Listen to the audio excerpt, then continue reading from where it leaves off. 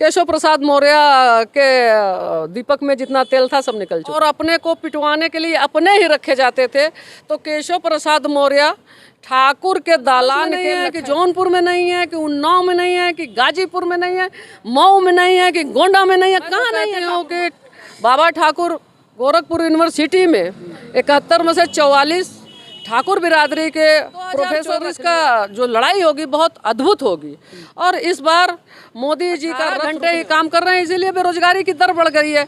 18 घंटे काम करने का ही ये नतीजा है कि पूरे उत्तर प्रदेश में मशीन का भी एक बहुत बड़ा सवाल है। तो कहाँ रहेंगे फिर आप लोग? 60 साल बीजेपी राज करने वाली है, मौर्य जी का बयान आ गया है कि 60 साल भूल जाइए। इस बार तो यादव मतदाता जो समाजवादी पार्टी का कोर वोट बैंक है वो भी कमल का बटन दबाएगा। 60 साल जिंदा रहेंगे या मुर्दा होंगे, वो पट्टा लिखवा कर आए हैं क्या? और ओबीसी को क्या मिल रहा है?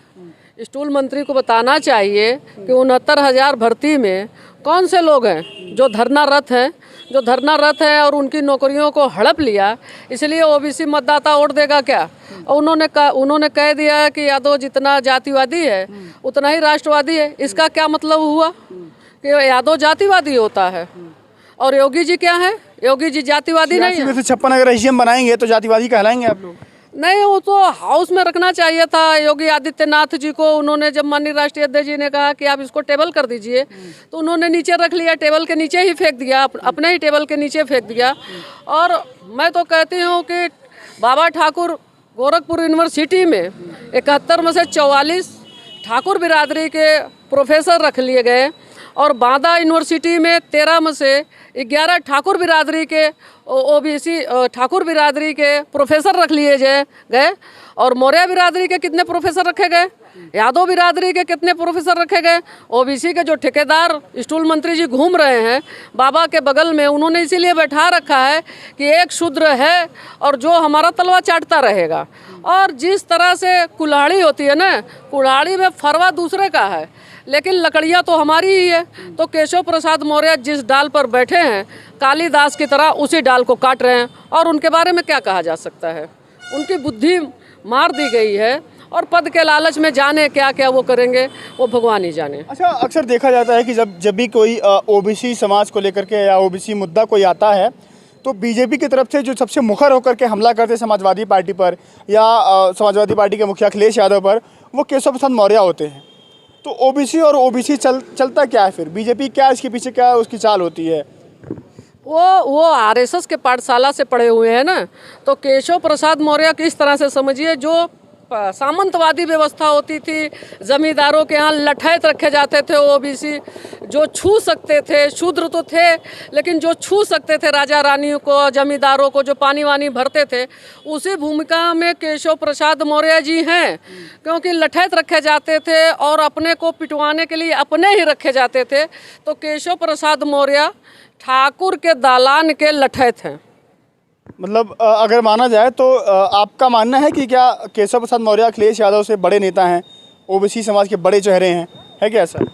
नहीं, केशव प्रसाद मौर्य भारतीय जनता पार्टी के स्टूल मंत्री हैं। माननीय अखिलेश यादव जी बड़े नेता हैं, देश के बड़े नेता। उत्तर प्रदेश के ओबीसी समाजवादी पार्टी के साथ पूरा मास जुड़ा हुआ है। अगर केशव प्रसाद मौर्य को भारतीय जनता पार्टी निकाल कर फेंक दे तो उनकी स्थिति क्या होगी? जब भारतीय जनता पार्टी में तभी स्टूल की स्थिति है, शूद्रवत स्थिति है। अगर उनको फेंक दे फिर उनकी स्थिति क्या होगी? वो कह रहे हैं कि अगर हम लोग 73 सीटें जीत सकते हैं 2019 के लोकसभा चुनाव में तो कोई बड़ी बात नहीं है कि 80 की 80 बीजेपी के साथ चली जाएंगी। नहीं, वो कुछ भी बोल सकते हैं, मुंह बना हुआ है बड़ी बड़ी बातें करना। क्योंकि मोदी जी जो बड़ी बड़ी बात फेंकते हैं, झूठ फेंकते हैं, हाउस में फेंकते हैं, देश विदेश में फेंकते हैं, तो उन्हीं के कारिंदे हैं। यथा राजा तथा प्रजा, उनके प्रजा हैं केशव प्रसाद मौर्य जी, वैसे ही बोल रहे हैं। कोई बड़ी बात नहीं है, फेंकने की आदत है। कैसे लड़ेंगे आप लोग? जातिवाद जनगणना को लेकर के सरकार मान नहीं रही है। अखिलेश यादव जी लगातार दौरे कर रहे हैं, बंगाल में भी, कोलकाता में उन्होंने जातिगत जनगणना को पहली मुद्दे में माना है। तो फिर समाज कैसे जुड़ेगा आप लोग के साथ? कौन से मुद्दे लेकर के आप जाएंगे? क्योंकि 19 के चुनाव में आप रोजगार को लेकर के गए, आप शिक्षा को लेकर गए, आप पेंशन को लेकर के गए, आपने गिनाया कि हमने काम किया है, हमने लैपटॉप बांटा, हमने एक्सप्रेसो बनवाया है, हमने वृद्धा पेंशन दिया है, तमाम चीज़ें आपने गिनवाया। जनता आपके साथ नहीं आई। 24 के चुनाव में कौन सा मुद्दा है? देखिए, जनता ही जनार्दन है। सबसे बड़ा मुद्दा जो है जाति जनगणना होने जा रही है इस देश में, और कौन ओबीसी को कौन एससी को थाली में परोस दिया है। हमारे महापुरुषों ने लड़ा और हमको भी लड़ना ही पड़ेगा, और हम लड़कर अपना हक अधिकार लेंगे। 2024 का जो लड़ाई होगी बहुत अद्भुत होगी, और इस बार मोदी जी का रथ रुकने वाला है। जैसा कि मैं हमेशा कहती हूँ, 2024 में मोदी जी का रथ रुकने वाला है। अगर कोई समझता है कि कांग्रेस अलग है और बीजेपी अलग है, आप देखते होंगे दोनों के मतदाता एक हैं। जब अपर कास्ट कांग्रेस के साथ जाता है, थोड़ा ओबीसी लेके, थोड़ा एससी लेके, तो कांग्रेस मजबूत थी। अब अपर कास्ट को कांग्रेस की ज़रूरत नहीं है, और जब ये अपर कास्ट बात करता है तो उन्हीं के पक्ष में करता है। ये कहिए कि शूद्र समाज के जो बड़े बड़े नेता हैं उनके लिए हमेशा अभद्र भाषा का प्रयोग करता है, और जो हमारी भी पार्टी में लोग रहते हैं उसी मानसिकता के ज़्यादातर लोग रहते हैं, उन्हीं के साथ रहते हैं। जब आप जाते हो तो हमारे बारे में क्यों नहीं बोलते? हमारे आरक्षण के बारे में आप क्यों नहीं बोलते हैं? आप हैं समाजवादी पार्टी के बड़े नेता, क्यों नहीं बोलते हैं आप? अच्छा, मैं आपको बता दूं, आपने कहा कि मोदी जी का रथ रुकेगा। जहां भी चुनावी जनसभा होती है या वो मोदी जी वैसे भी दौरा कर लेते हैं, कहा जाता है कि मोदी जी पहुंच जाते हैं, अमित शाह पहुंच जाते हैं, योगी जी पहुंच जाते हैं, माहौल बदल जाता है, जनता का जो पर्सपेक्टिव होता है बदल जाता है, एक तरफा वोटिंग होती है। फिर कैसे लड़ेंगे आप लोग? फिर देखिए, एक तरफा वोटिंग कुछ नहीं होती, कुछ तो खेल होता ही रहता है। वो ईवीएम मशीन का भी एक बहुत बड़ा सवाल है, और वो कह रहे हैं कि पब्लिक में कि आप राशन दे दिया कि खाओ, और लैट्रिन दे दिया कि टट्टी करो, थोड़ा कुछ घर दे दिया कि रहो। तो जो शिक्षा से इसीलिए वंचित रहने देना चाहते हैं कि वो हिटलर के मुर्गे की तरह दाना फेंकते रहो और वोट की लूट करते रहो। लेकिन खुश तो है ओबीसी समाज, कहाँ दिक्कत है? क्यों दिक्कत है आप लोगों को? वो खुश है, आराम से खा पी रहा है, मंदिर जा रहा है, राम मंदिर बनने वाला, दर्शन करेगा, खुश है वो। क्यों परेशान समाजवादी पार्टी? समाजवादी पार्टी परेशान नहीं है। भारत का उत्थान होना चाहिए, समृद्ध भारत बनना चाहिए, सबको शिक्षा दे। बना रहे हैं वो, 18 घंटे काम कर रहे हैं, बना रहे हैं वो। 18 घंटे काम कर रहे हैं, तभी तो अडानी पर बवाल है। 18 घंटे काम कर रहे हैं, इसीलिए तो पूरी दुनिया में उनका कोई मित्र नहीं है। 18 घंटे ही काम कर रहे हैं, इसीलिए बेरोजगारी की दर बढ़ गई है। 18 घंटे काम करने का ही ये नतीजा है कि पूरे उत्तर प्रदेश में गुंडा राज है, बाबा का बुलडोजर चल रहा है। लेकिन पूरे उत्तर प्रदेश माफियों पर चल रहा है। आप बता दो कि पूरे पूर्वांचल में, मैं पूर्वांचल की रहने वाली हूँ, जो जौनपुर से लेके जितने भी पूर्वांचल के ज़िले हैं या पूरे उत्तर प्रदेश के ज़िले हैं, एक भी ठाकुर माफिया ठोका गया हो? एक भी सिंगल? क्या पता ठाकुर माफिया हो ही ना उनकी नज़र में। अरे क्यों नहीं है? मैं नाम नहीं लेना चाहती। बनारस में नहीं है, कि जौनपुर में नहीं है, कि उन्नाव में नहीं है, कि गाजीपुर में नहीं है, मऊ में नहीं है, कि गोंडा में नहीं है, कहाँ नहीं है ठाकुर माफिया? लेकिन सब कहीं ना कहीं योगी आदित्यनाथ के, जो उनके बिरादरी के सीएम हैं, उनके रिश्तेदार बने हुए हैं। सरकारी जाति, मैं इनको सरकारी जाति बोलती हूँ, सरकारी जाति की ये माफिया हैं, इसलिए उनके क्या बुलडोजर नहीं जाएगा। ये कहते हैं कि वहाँ पहुँचता है बुलडोजर तो तेल खत्म हो जाता है, सही बात है? नहीं, माननीय अखिलेश जी ने कहा कि बुलडोजर के पास न हृदय है और न दिमाग है, वो बिना बद दिमाग है बुलडोजर। और केशव जी कह रहे हैं कि यादव राष्ट्रवादी है। राष्ट्रवादी है तो उसके घरों पर बुलडोजर क्यों ढहा रहे हो?